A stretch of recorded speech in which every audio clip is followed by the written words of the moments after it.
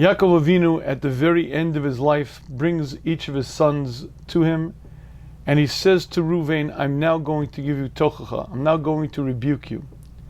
He was rebuking Reuven because many years earlier, Reuven had acted inappropriately with the shivcha, with the maidservant of Yaakov, and now Yaakov, at the end of his life, is giving him musar for that, giving him rebuke for that. Now Rashi explains, why is it that Yaakov waited years and years and years to do this? Why didn't he rebuke Reuven right then? Rashi explains that Yaakov said to Reuven, I'm going to now tell you why I waited all these years. I was afraid that if I were to rebuke you then, you would leave and go to Esav. Therefore, all these years I held it in check. I didn't say it. I didn't want you to go to leave my house and cling to Esav. That's why I didn't give you the rebuke all these years.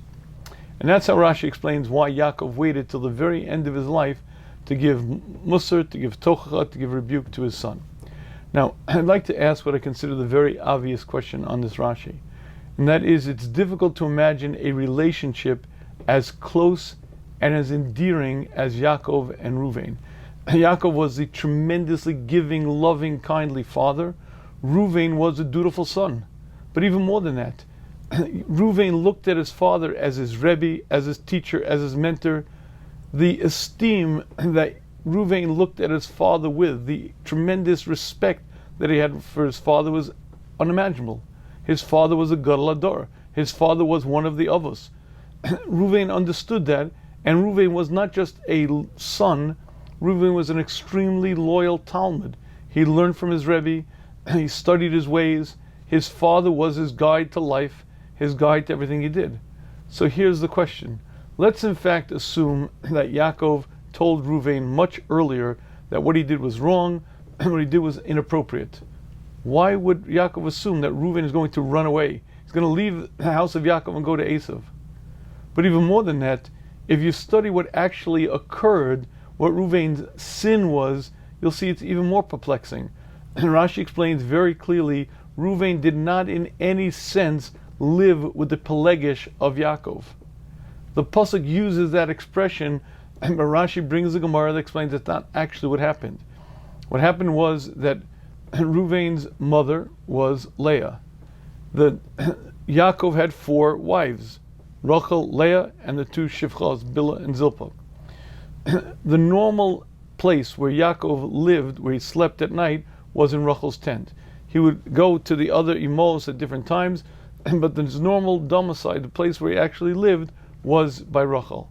When Rachel died, he moved his permanent place of residence, and he moved it to Bilhah, to one of the Shivchas, to one of the Pelegishes, and Reuven felt that was an affront to the honor of his mother. It's one thing if you choose the sister over my mother, but to choose a Pelegish, to choose a maidservant, a woman who's not fully a wife, to have that be the permanent household instead of my mother, Reuven felt it was an affront to the honor of his mother. He went into the tent and he threw around all the beddings, he threw around the pillows as a sign of protest. For Reuven, that was considered so egregious to dare trespass onto what his father was doing, to give his father, so to speak, rebuke, was considered such an egregious act that the Torah says it's almost like he lived with the Pelegish of his father. Again, Rashi explains that was not at all what happened. He overstepped his bounds. He acted inappropriately in protest for his mother's honor. So here's the question. The sin itself really wasn't that great. Okay, he shouldn't have done it. He shouldn't have stood up for the honor of his mother to that extent. But the sin wasn't that great. Why couldn't Yaakov just tell Reuven what you did was wrong, give him rebuke? And obviously, Reuven would take it in the best of understanding. Reuven would understand that Yaakov was only saying it for his good. Why was Yaakov so afraid that for years and years he held it in check? Because, if I give you that tochacha, you're going to go to the house of Esav, you're going to leave the derech and go off. And it sounds very difficult to understand. And to understand this Rashi, I'd like to share with you an interesting little twist in history. The Civil War was one of the worst wars in American history. In fact, it was the single worst war, because per capita there were more casualties and more damage than any other war. 2% of the US population died because it was a civil war, South against North, and it lasted for years, 4 years. The odd part was that the North so outnumbered, so outmanned, so outgunned the South that the war should have lasted 3 weeks, a month at most. But oddly enough, the war continued and continued and continued until there was so much bloodshed that the land was soaked in blood. And Abraham Lincoln felt a tremendous obligation, A, to keep the Union together, and B, to put down the rebels because the bloodshed was untenable. But the North could not win a battle. And finally, in the Battle of Gettysburg, the North won a decisive battle, and Lincoln recognized that as his moment. Because at that point, General Lee, who was the South's hero, the South leader, was defeated. But his army was in disarray. And if at that point the North were to attack, they would completely obliterate the South army, and the war would have ended years earlier than in fact it did. It would have ended within weeks. And recognizing that moment, Lincoln sent a telegram immediately to General George Meade, who was the North's commander. And he said, attack immediately. We have Lee in our hands. The Potomac, the river, is filled up. He can't retreat back to the south. He can't cross the river. His army is completely beaten. If we just attack now, we can kill them. We'll end the war. Meade didn't move. And Lincoln sent a special messenger. Tell the general he must attack now. George Meade didn't move. And he sent another messenger. Messenger after messenger, telegram after telegram. And he sent, move, do it, attack, attack, attack. George Meade would not do a thing. Within a number of days, the Potomac River settled down. Lee took his army across it. He went into the South, and the war was indefinitely extended. And in fact, it lasted years longer, and an incredible amount of bloodshed that shouldn't have been happened. Because Lincoln recognized the tremendous disservice that General George Meade did to the nation, he wrote a letter. But I want you to listen to the words that Lincoln wrote.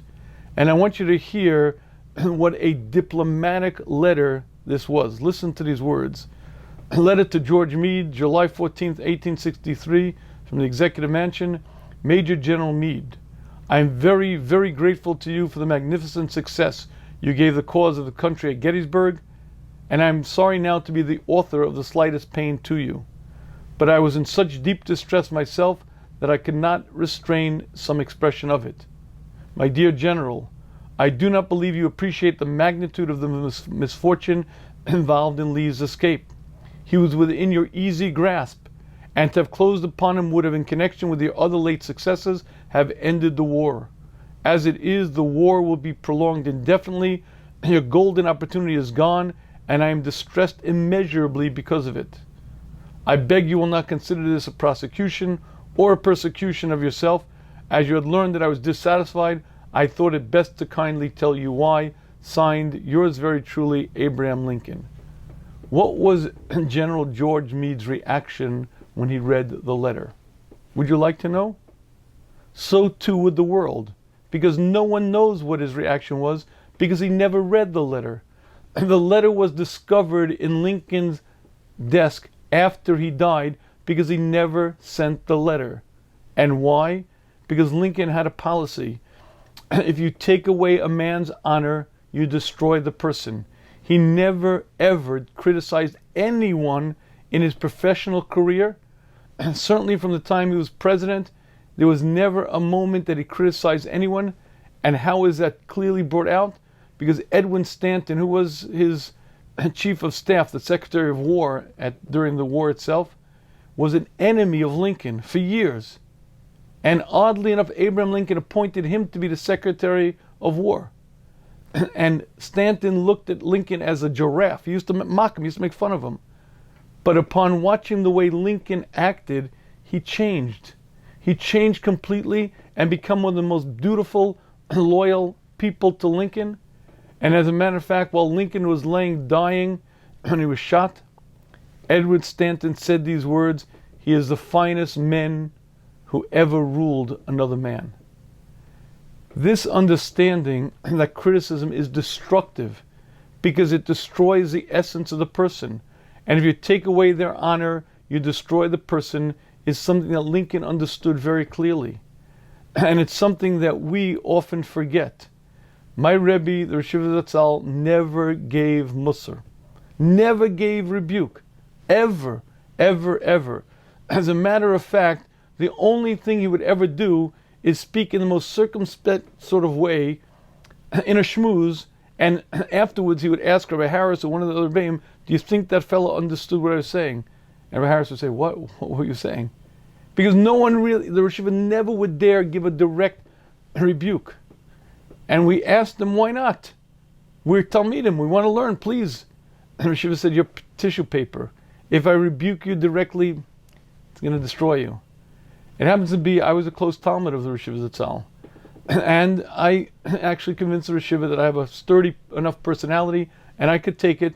And I asked the Rosh Yeshiva repeatedly, I want the Rosh Yeshiva, if the Rosh Yeshiva feels I'm doing something wrong, I don't want the Rosh Yeshiva to be beat around the bush. Please let the Rosh Yeshiva speak directly to me. And in fact, one time I got my request.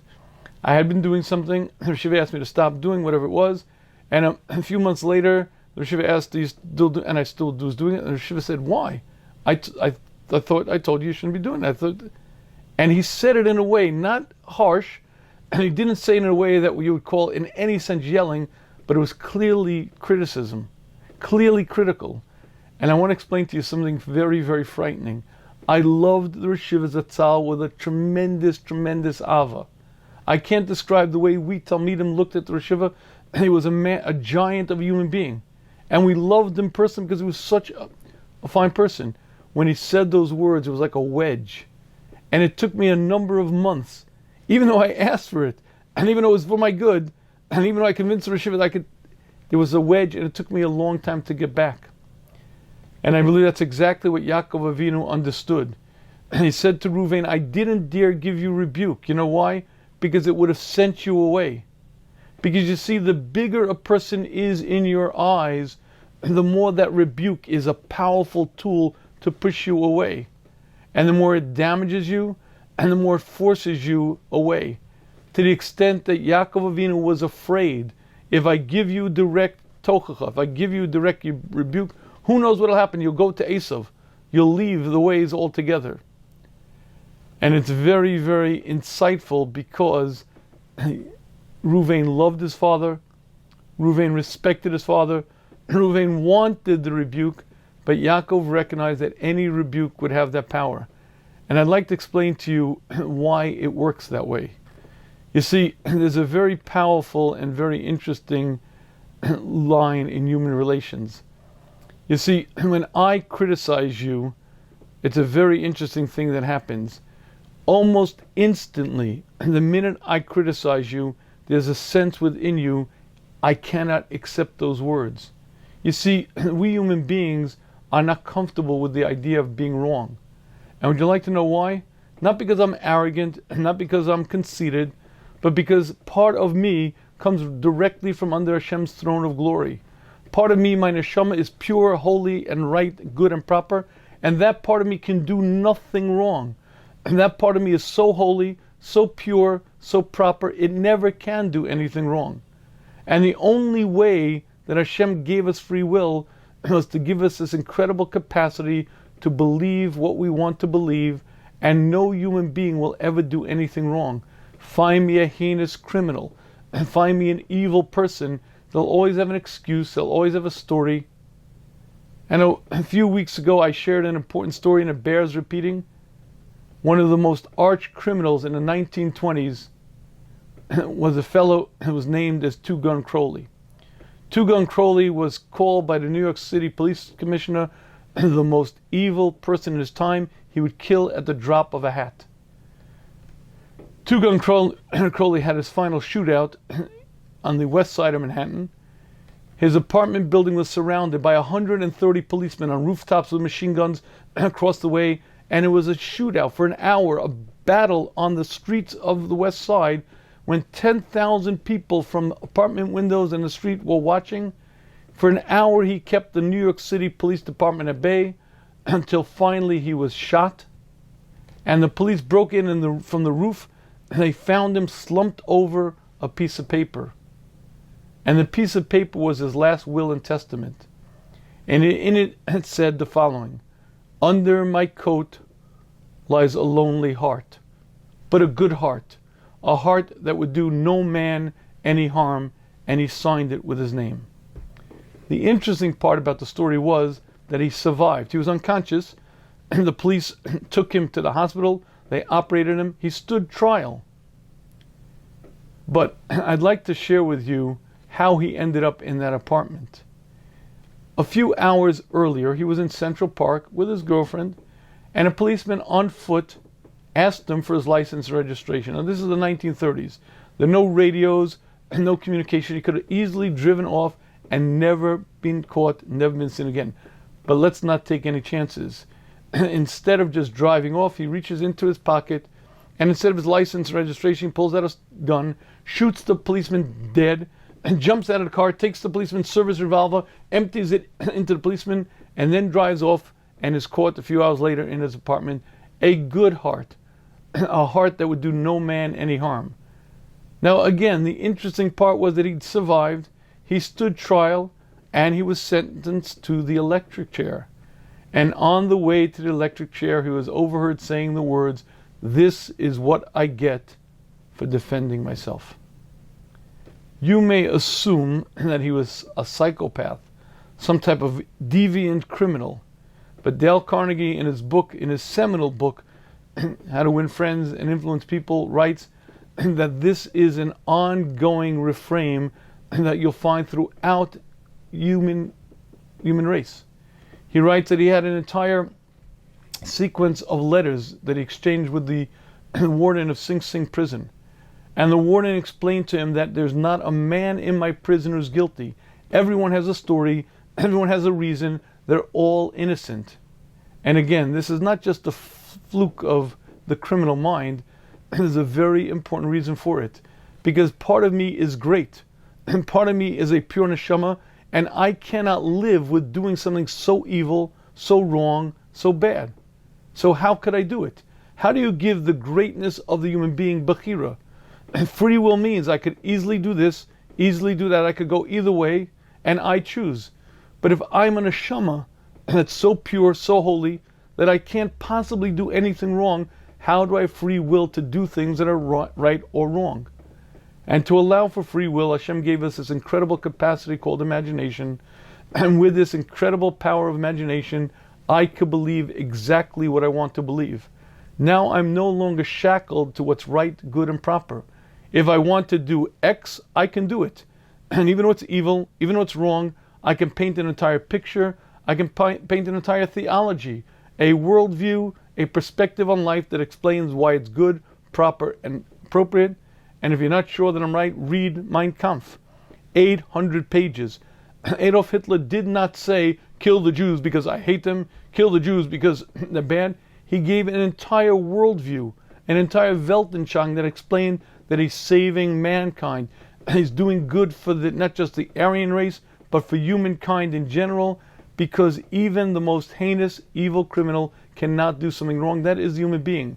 I never do anything wrong. That's human nature. Now here's the problem. When you tell me I did something wrong, what happens? There's instantly a disconnect. I can't accept it. I can't bear it. I just can't live with it. And therefore, I have to reject it. But there's another interesting quirk of human nature. I'd like to give you a little advice. A little trick, how to win any argument.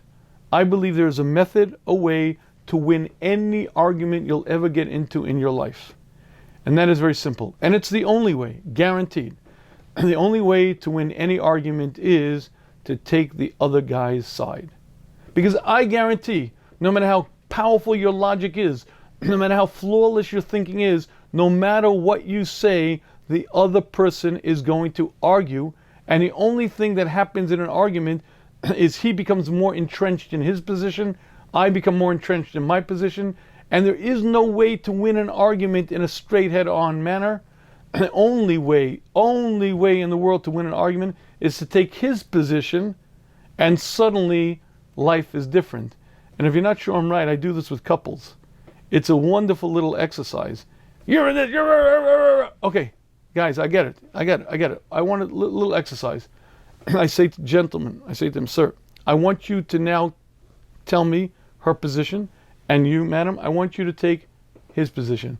And if I make them sit there and actually argue the other's position, a very strange thing happens. First of all, what were you saying? What I didn't get. What? It takes a while to. But once they start saying it, suddenly life changes. Why? Because any time I argue with you, what I'm doing is I'm coming on strong. I'm coming on powerful. And the Orchas Tzaddikim explains it's human nature. If I physically assault you, if I pummel you, it's nature, it's natural, it's instinctive for you to hit me back. It explains the Orchas Tzaddikim just like it's instinctive for you to fight back against me. If I use physical force against you, so too if I use words against you, it's instinctive, it's natural for you to fight back.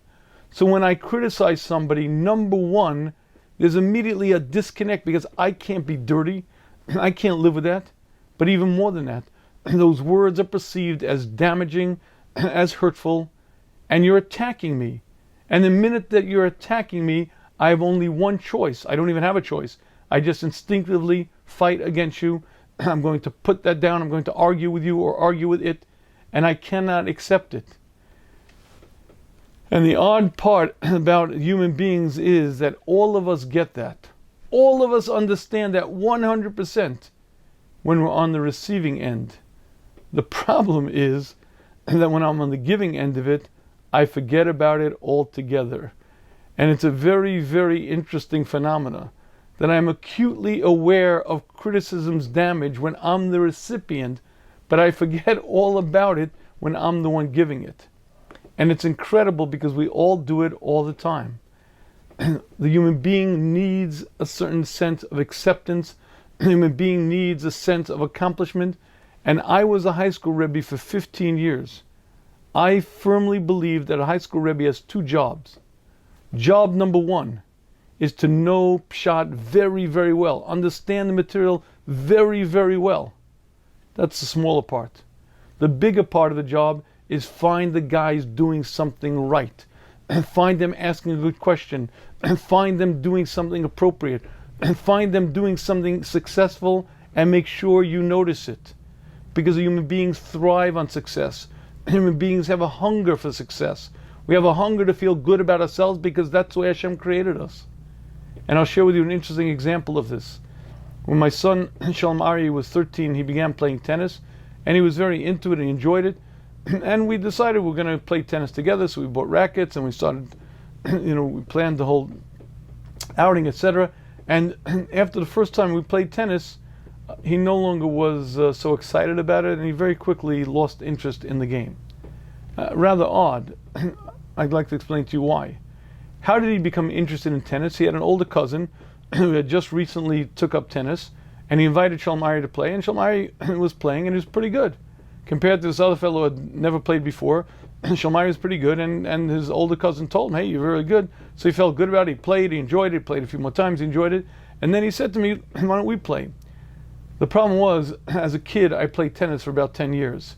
I wasn't a pro, but I certainly was pretty good. And even though when I got on the court, I was very careful to just play very easily, my son immediately saw he's no superstar. He's no great talent, and that was a mistake that I made.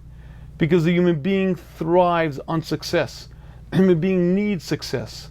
And one of the most important ingredients in any mentor, any teacher, any parent is to find a child, find a student doing something right and make sure you notice it. Because all you have to do to destroy the relationship is find them doing something wrong and let them notice it, make sure they're aware that you notice it, and they're going to feel dirty, they're going to feel ugly, they're going to feel unsuccessful, and they're going to reject the message and reject you. Find them doing something right and let them know it, and they're going to eat it up. They're going to be hungry for it, they're going to accept the message, accept you, and then that's a teachable moment. But it's only when there's a sense of success within the human being, only when there's a sense of acceptance and approval, only then can a person accept, and only then can he grow.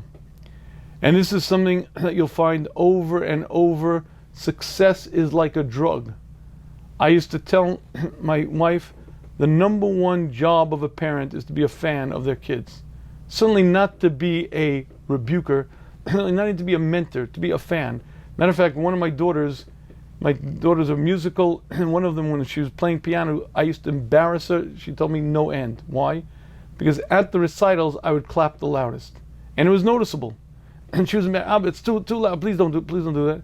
Why did I clap so loud? Is it because I have a need? No. And because if your children know that you're their biggest fan, you're giving them the greatest chesed, the greatest favor you can imagine.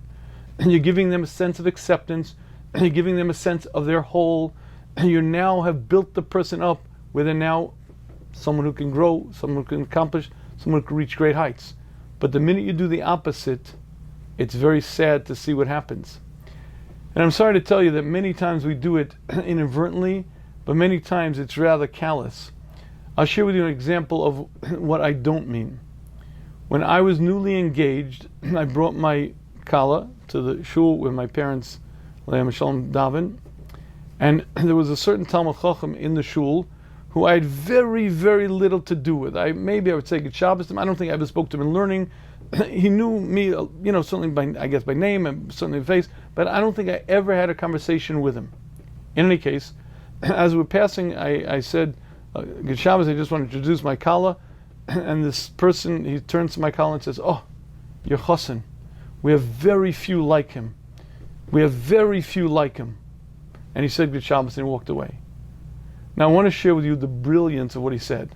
It is true, there are very few like me. Very few with my fingerprints, very few with my DNA. As a matter of fact, there's no one in the world like Tigger. And that's me. I'm me.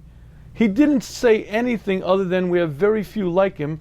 But what my kala heard was, oh, we have very few like him. He must be a... Do you understand the brilliance of what he said? He didn't lie. It's absolutely true. We have very few. In fact, we have no one like him because only he is that person. Only he pays his taxes, or, well, back then, as his driver's license. But the point being that those words were powerfully complimentary, gave my kala a good sense of, wow, a hush of chassan, and he didn't say a lie in it at all. And unfortunately, there's so many times when we have opportunities like that, and we blow it. I can't tell you how many times people say critical lines, and people say, kidding around, but you got stuck with that guy, you got stuck with that. But that's not really the fish I have to fry. I would like to share with you the 3 rules of criticism in existence. I have 3 rules of criticism, and I believe these 3 rules will stand you very well if you abide by them very carefully. When you see someone doing something wrong, whether it's your child, whether it's your spouse, whether it's your friend, whether it's a coworker, you feel an obligation to correct them. You feel an obligation to help them, to set them on the right path. And you want to give them your words because your words are intended to, again, help them, make them better. So as long as you abide by the 3 rules of criticism, I believe you could do it without damaging them. And what are those 3 rules? The 3 rules of criticism are: number 1, don't do it. Rule number 2, don't do it. And rule number 3, don't do it. Don't do it because it damages. And don't do it because it separates people. But don't do it most of all because it never works. I've never ever heard someone give criticism to another person, and the other person, oh, you're right, I'm going to change my ways, thank you for letting me know, and all of a sudden they become a different person. You ever notice that the more angry you are, and the more egregious their sin is, and the more clearly you let them know it, the less likely they are to change? But do you understand why? Because the minute you use that tone, in fact, the minute you begin those words, there's an instant rejection of your message and an instant rejection of you. And if you'd like to be a successful human being, don't criticize. By the way, Dale Carnegie's book, which is a must-read, I used to tell the guys in my shir all the time they have to read it. I used to be shy about saying it in public because it's a secular book. I heard Rav Miller Zatzal say it's a must-read, at which point I became a lot more confident. It is a must-read. His 2 rules in human relations. Number 1, don't criticize. Number 2, find things that people are doing right and let them know it. Because compliments are incredibly powerful. Compliments are empowering. Do you understand the chesed you can do for a person? We all have needs, we all have hungers, and we all have many things that are never met. Most of us have enough of what we need. By and large, we have enough money, we have enough clothing, we have enough, but there's one need in the human being that is never ever met. And that is the need for honor, prestige, and I don't mean in an arrogant way, but for simple acceptance, a simple sense of I'm good, I'm accepted, people appreciate me. That is the one need in the human being that is never met. And you understand the chesed you can do to somebody if you just compliment them. If you just take a moment to notice something that they did well. And it doesn't have to be the biggest thing in the world.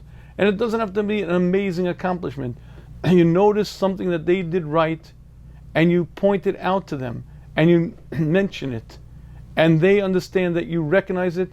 What happens is you've given them the greatest gift you can give them. There happens to be another benefit of that, and that is they feel happy, they feel good, and they feel all warm and fuzzy to you. I cannot describe the feeling when someone gives me a compliment. As a high school Rebbe, I received 2 compliments. One was from my father for grilling the chicken well, and it didn't really trouble me that much. Baruch Hashem, my personality is robust enough, but at some point I did notice that I didn't receive much in the way as a compliment, but okay. In any case, when I began teaching here in Muncie, I was teaching in the Chofetz Chaim here, and at a certain point, Rabbi Feuerman, the Tzal, was invited to come and critique the Rebbeim and help them in their teaching methodologies. Rabbi Feuerman happened to have been my grade school principal when I was in 8th grade. I was very fond of him. I knew him well, and we had kept up a certain connection over the years. He had become a master teacher, and he was hired for a lot of money to go from school to school to help critique and help the Rebbeim do a better job and help them with methodology and etc. In any case, he was invited into the yeshiva, and Rabbi Mead, the principal, told me that the next day he would come and observe my class. I was not looking forward to this in a big way. Number one, I liked Rabbi Feuerman personally very much, and I respected him. And I knew what this was going to entail. He was not being paid to come in and tell me how good a job I'm doing. I knew, but okay, listen, whatever, let's do, maybe I can learn, okay. In any case, I'm teaching, and Rabbi Mead and Rabbi Feuerman come into the class, they sit in the back, and as I'm teaching, I see Rabbi Feuerman scribbling away. And I'm teaching, and he's scribbling away. I'm teaching, and he's writing and writing and writing and writing. The class was over, and the fellows left, and Rabbi Feuerman said, "Could I see you now in the office?" So I walk in the office, and a few warm words exchanged, and then I said, "Okay, so let me hear." So he said, "I want to tell you that was excellent, phenomenal. The presentation, the engagement, Talmidim were right there. It was phenomenal." I said, "Yes, right." He said, "No, that's it. It was great. It was absolutely masterful. I thought it was great." I said, "Yeah, but." Now, I was bright enough to know that you don't hire a world-class mechanech and bring him in to tell people that they were good. So, yeah, but what? No, that's it, nothing. I said, "But what was wrong?" Nothing. It was great, masterful, fantastic. The engagement presentation, it was great, fantastic. And we were done. And I walked out of that room, I was high. And I realized something. At that moment, had he asked me to fly to the moon without a spacesuit, I would have asked him, where is the launch pad? Because when a person is given a bona fide compliment, there's a sense within him of, wow, I feel good. But there's also a sense of, I love that person. He just gave me something, and I can't help but like you. I can't help but feel very good about it. Why? Because that's the way we human beings are. When I interviewed in a certain yeshiva, they asked me to say a shmuz, and I said I'm not doing it. Why?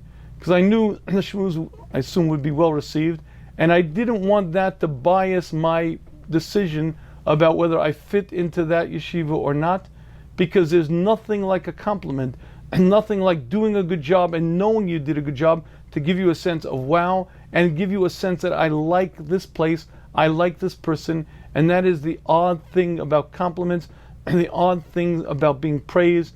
Not only do I feel good, but I feel very close to that person. I feel warm and fuzzy. And guess what happens on the flip side of that? The minute you criticize me, and the minute you say something I've done wrong, the exact opposite thing happens. Number one, I reject the message because I can't handle it.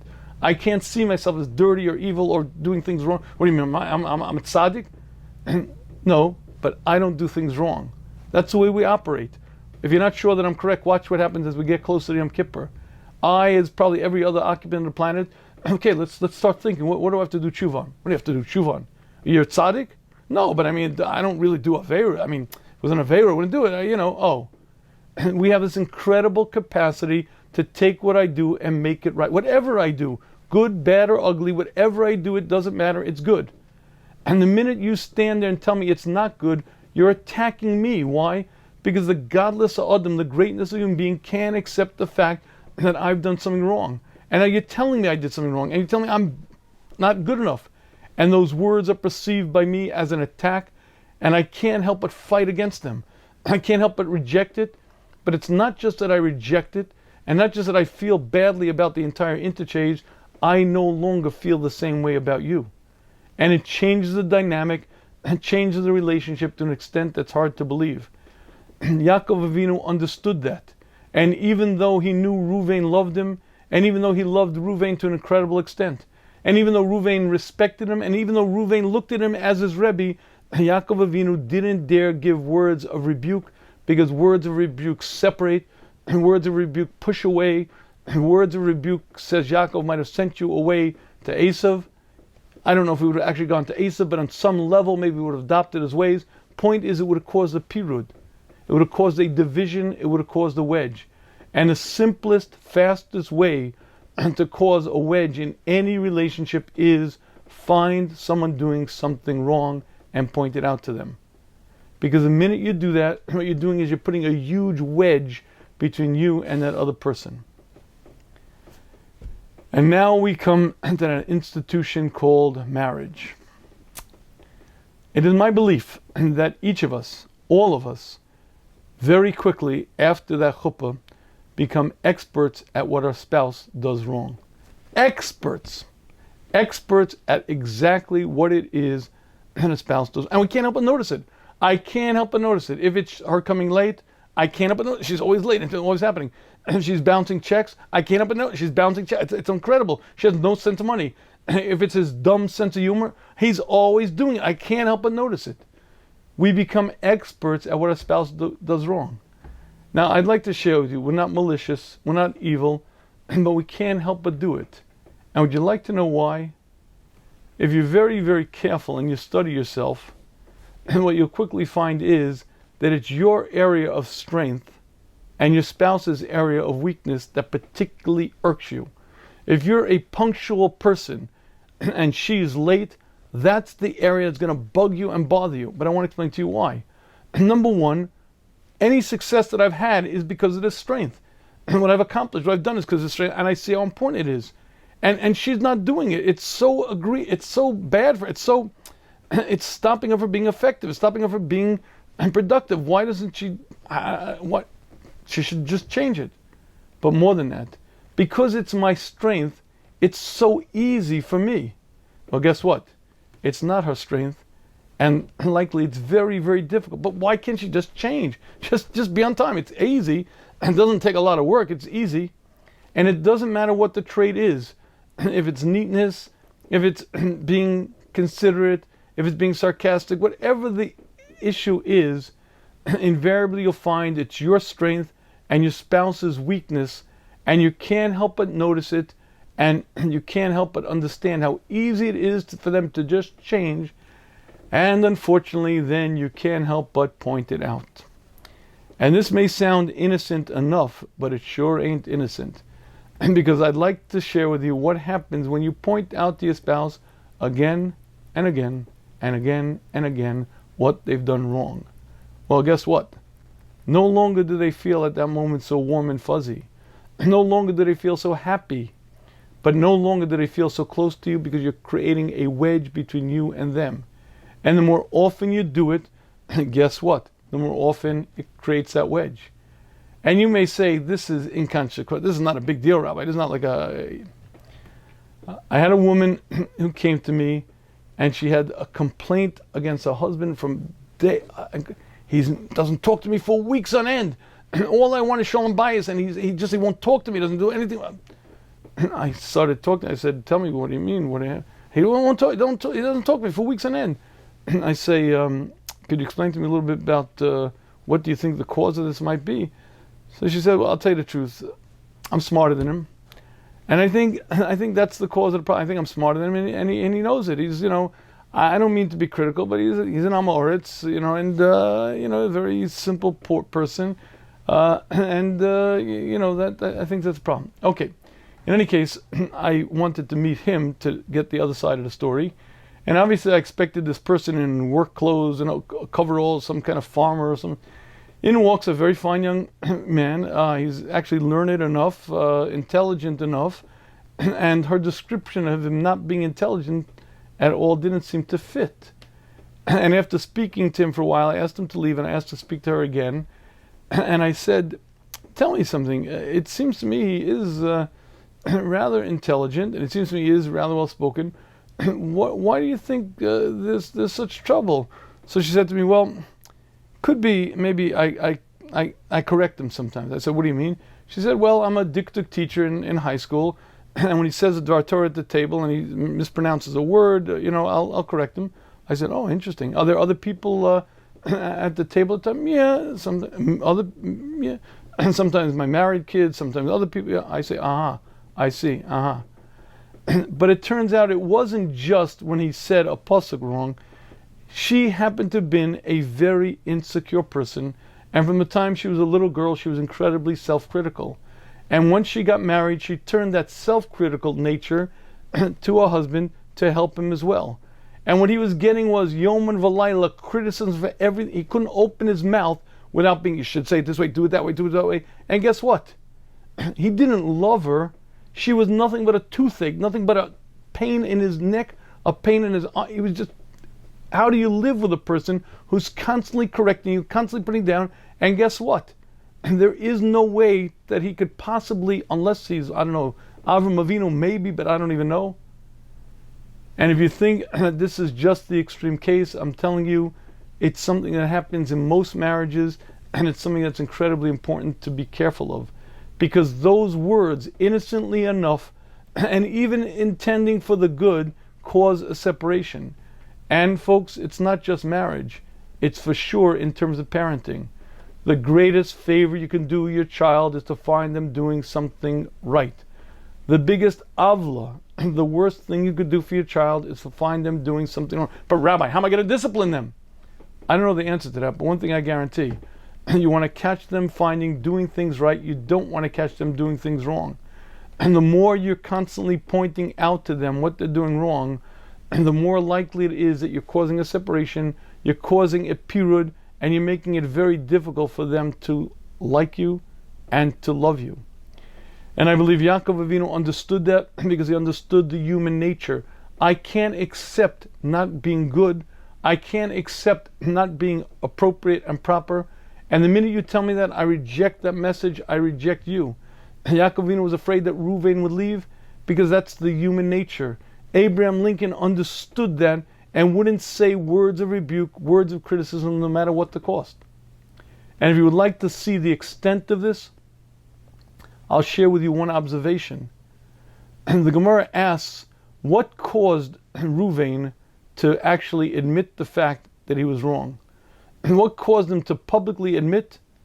The Gemara says, when he saw Yehuda admit that he was wrong, and then Reuven was able to publicly admit that what he did was wrong.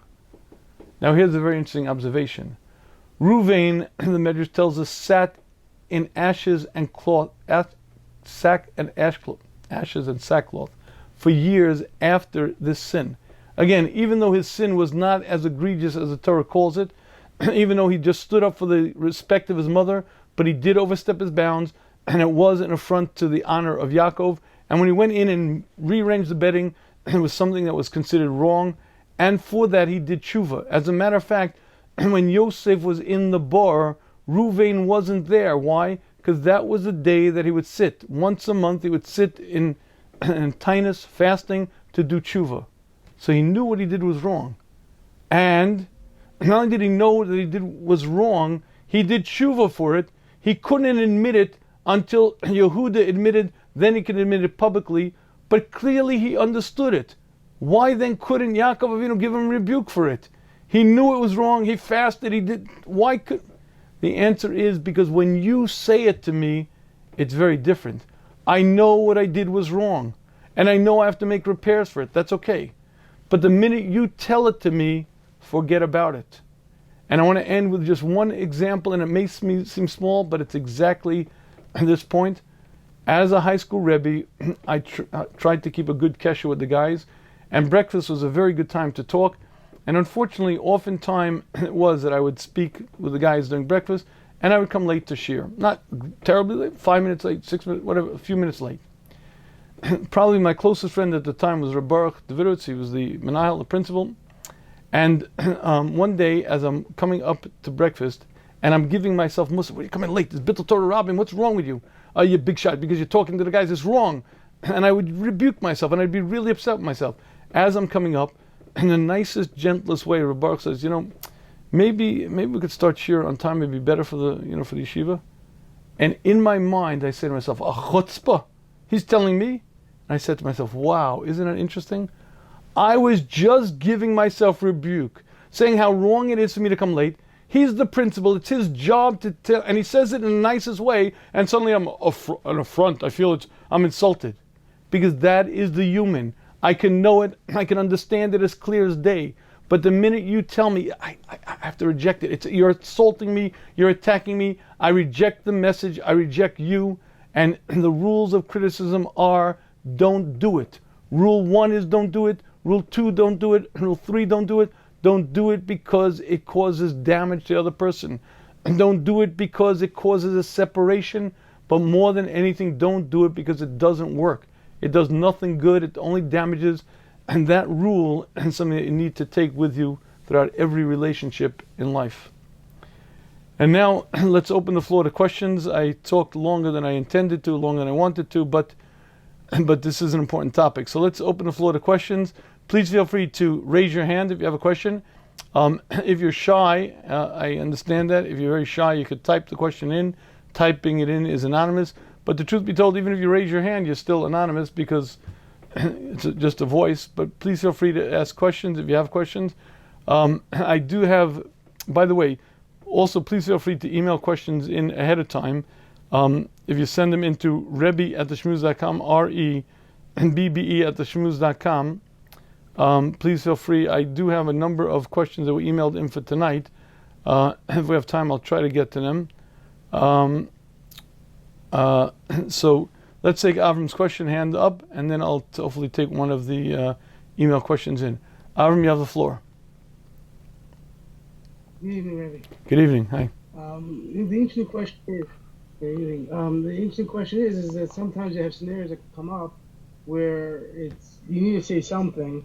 I don't know whether it's the child is doing something dangerous. I don't know. You come home and the supper is too burnt, or I don't know, raw, right. Or I don't know, whatever. And you come home and you have to say something. Like, you have to say something, right? But you don't want to be criminal. Right. Like, you have to say something, because if you don't say something, your wife won't know that she burnt the supper. If you don't say something, what? No, because you can't eat the food. So if you don't eat the food, you get upset. If you say something, you get upset. Or let's say the child's jumping, I don't know, doing something harmful, you just don't stop the child. Whatever. But how do you do it in such a not critical way? Okay. But at the same time, say something. All right. Let's talk about children. And the rule with children is you set limits. You set limits and you have consequences to those limits. But it's dispassionate. It's nothing to do with me. There's a limit. limit is this in our house. This is how it's done. And if it's too difficult for you, I understand, but then we can't have whatever it is. Usually the rule is there's a direct consequence. There's a limit, very clearly delineated, very clearly expressed, and if the limit is broken, there's a direct consequence, hopefully directly correlated to it, and the consequences should be very, very small, minute things that you can constantly increase so that you can not have to throw away your entire arsenal of punishments in one fell swoop. What I mean by that is the following.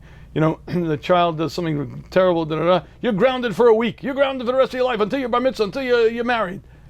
Basically, what you did was you shot yourself in the foot because you threw away anything. So if you set a very real limit, and then there's a consequence.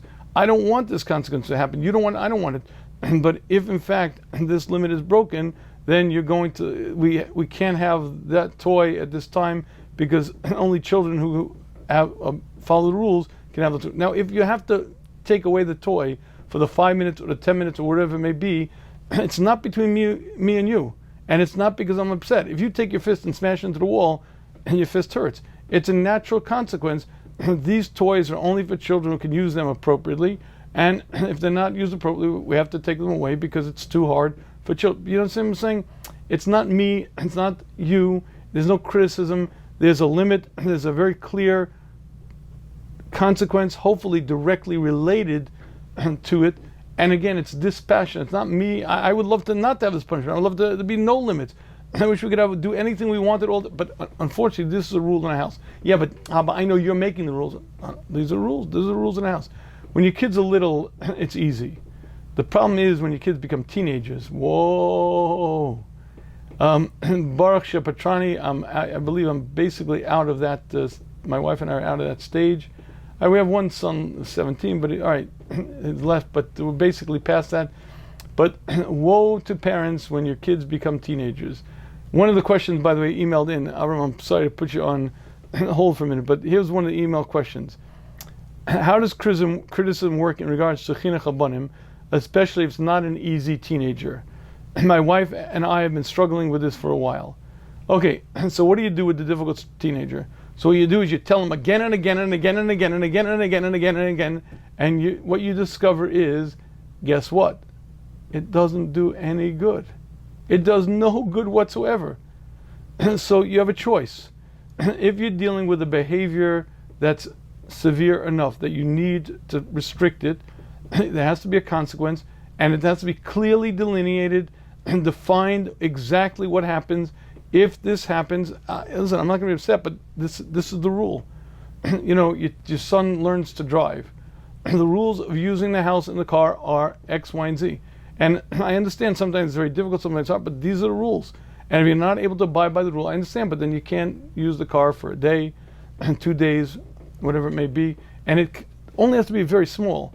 It doesn't have to be you lose the car for the next 20. Little small things are usually enough, as long as it's clearly delineated and there's a direct consequence. So, but again, it's not easy to parent teenagers. I'm not telling, especially in our generation, it's a lot harder. But the rule of thumb is avoid criticism like the plague. The more you can catch your kids doing things right, the more you can catch them being stars, the bigger gift you're giving them. The more you catch them doing things badly, the more you're damaging them and damaging the relationship. So if you have to discipline, again, you do it dispassionately without the personal criticism. But if you have to do that, make sure that you find things that your kids do on a regular basis that they shine in, and you point it out, and you notice it, and you make sure that they notice that you notice. And because whatever you do on the negative, you have to do much more on the positive, connected that. Avram, does that answer your question a little bit? Oh. I think a little bit. Okay, a little bit, good. Okay. I think a little bit. A little bit, okay, good. All right, good. Yishkach, thank you. Okay, again, please feel free to raise your hand. I also have to mention, only because I have mentioned this before, but I have to mention it again only this evening because it is so applicable. The 10 really dumb mistakes that very smart couples make. The book is not published yet. It will not be in the stores until Sukkot, and maybe not even until Hanukkah, because it's paper now. It's crazy. Since COVID, publishers don't have paper. I can't normally print with Feldheim, in Israel, it's a 6-month delay because they can't get the paper. So I'm probably going to print it here, but nevertheless, it's not going to be in the stores for a while. But there are pre-publication copies. It's the same book as the final book, but it's the pre-publication. If you would like a copy, a pre-publication copy of the 10 really dumb mistakes that very smart couples make, please go to shmuz.com. I think it's a great guidebook for a successful marriage. That's what it is. I call it a Torah guide to a successful marriage. It's a Torah-based guide because it deals with a lot of the common sense, a lot of the basics of what a successful marriage needs. Unfortunately, we often miss it. In any case, if you'd like a copy, if you go to the shmuz.com, you'll see on the top there's a banner. You'll click it, it'll bring you right to an Amazon link, and you could purchase it, and it arrives in a short amount of time. You could also, if you don't remember how to spell the Shmuz is spelled THESHMUZ.com. The easiest way to get the book is to go to the shmuz.com, click on the link on top, and it'll take you right to the Amazon link. Again, it's THESHMUZ.com. If for some reason you can't remember how to spell the Shmuz, you can go to Amazon, but then you have to remember the whole title of the book. It's the 10 really dumb mistakes that very smart couples make. It's a lot easier to just go to the Shmuz and click. But again, I highly recommend it. I think it's very, very important. And I'm also looking very much for feedback on it before it actually published. I could still make certain changes. So, I would like to start creating some hype, let people be aware of it. And B, I'm looking for feedback. So please grab a copy. Okay, I apologize that we've run out of time. I thank you very much for joining. I hope to see you next week. Mitzvah Hashem.